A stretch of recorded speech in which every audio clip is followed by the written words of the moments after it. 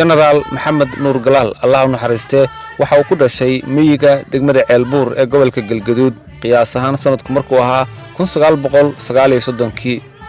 muddo 10 sano ah ayuu ku gaaray miyiga degmada Ceelbuur wuxuu ahaa agoon isagoo yar ayaa aabihii waxa uu ku dhintay dagaalkii labaad ee adduunka 1950 ayuu iskuulka hoose ka bilaabay degmada Ceelbuur sanadkii 1952 ayaa la geeyay magaalada Muqdisho isla sanadkaas ayuu ku biiray iskuul wax lagu bari jiray carruurta agoonta ah ee ay ka dhinteen askartii militariga ahayd gaar ahaan kuwa ku dhintay dagaalkii labaad ee adduunka sanadkii 1957 ayuu ka mid noqday dhalinyaradii Soomaaliyeed ee ugu horeeyay ee la qoro ciidanka booliiska Soomaaliya 9 bil kadib waxa uu noqday 2 alifle booliis ah kadibna waxa laga dhigay taliye saldhig booliis oo magaalada Muqdisho ku yeelay sanadkii 1963 ayaa isaga iyo koox kale waxa tababar loogu qaaday dalka Yemen oo ay muddo kooban ku maqnaayeen sanadkii xigay ee 1964 waxa uu ka qayb galay dagaalkii dhexmaray Soomaaliya iyo Itoobiya isagoo markaasi sirgaal ahaa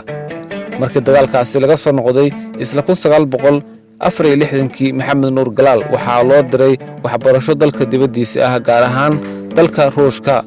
wuxuu galay jaamacadda Furuusa oo ah jaamacadda ugu sareysa ee dalka Ruushka ee dhanka ciidamada waxyaabaha uu soo bartay waxa ka mid ahaa tacticada dagaalka iyo operationka ama howlgelinta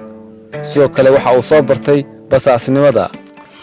waxyaabaha kale ee uu soo bartay waxa ka mid ahaa dagaalka dhuumaaleysiga ah ama jabhadeynta wadamada kale ee waxbarashada u aaday waxa ka mid ahaa dalka Talyaaniga General Maxamed Nuur Galaal waxa lagu tilmaami jiray inuu ka mid ahaa 3 qof oo ugu aqoon badnaa taariikhda militariga Soomaaliya wuxuu haystay waxbarasho 7 sano oo kulliyad militari ah oo uu kaga soo baxay wadamada Ruushka iyo Talyaaniga General Galaal waxa uu ahaa sargaal aad u firfircoon marka la joogo ciidamada dhexdooda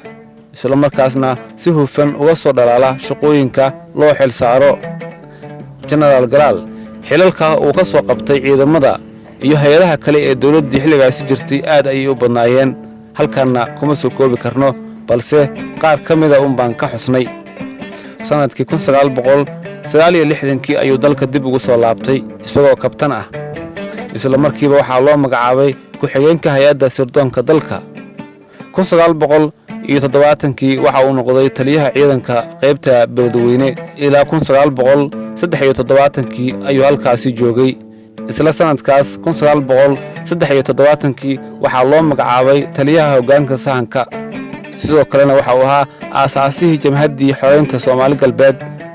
dawladda Ruushka oo saaxiib dhow la ahayd dawladda Soomaaliya isla markaasna garanaysay aqoonta dagaal ee uu xambaarsan yahay Galaal maadaama uu jaamacadooda wax ku soo bartay ayaa dawladda Soomaaliyeed kula talisay in General Galaal loo dhiibo hoggaanka jamhadii Soomaali galbeed ee xilligaas la aasaasiyay kadibna sidaas ayuu jamhadaas hoggaan ugu noqday jamhadaas xoreynta Soomaali galbeed dhismaheedu waxa uu socday sanadihii 1975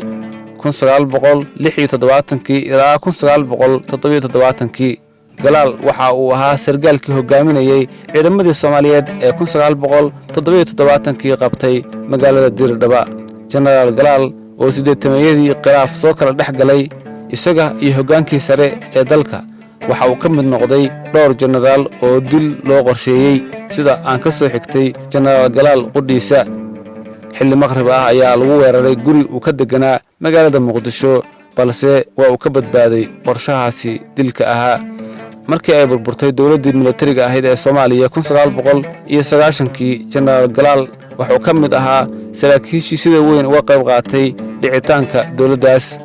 burburkaasi kadib dawladihii ku meel gaarka ah ee dalka laga dhisay qaybtood ayuu la soo shaqeeyay General Galaal General Maxamed Nuur Galaal intiisa badan waxa uu ahaa daljoog wuxuu sidoo kale ahaa oday Soomaaliyeed oo mararka qaar ka qayb qaadan jiray dejinta ama xalinta dhibaatooyinka dalka ka jira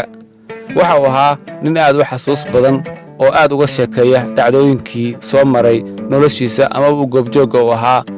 General Maxamed Nuur Galaal isaga oo 82 sano jir ah ayaa bilowgii sanadka 2021 waxaa lagu dilay Hotel Afrique ee magaalada Muqdisho halkaasi oo uu deganaa laguna soo weeraray sanadihiisii ugu dambeeyey ee nolosha wuxuu aad ugu mashquulsanaa cilmi baaris iyo daraasad la xiriirtay arrimaha ciidamada iyo taariikhdii hore ee Soomaalida. intaasay noo joogto taariikhdii koobnayd ee aan ka soo diyaarinay. Allah naxariistay Generaal Maxamed Nuur Galaal. waxaa soo jeedinayay anigoo ah Cabdi Xasan Awowe.